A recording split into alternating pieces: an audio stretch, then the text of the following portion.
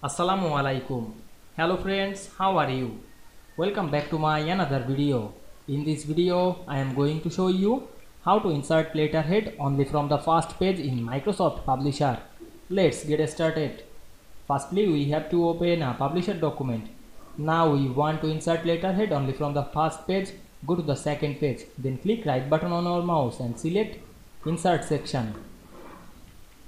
Then go to the second section, then press shift on our keyboard, select the multiple pages, click right button on our mouse, go to the master pages option and select none.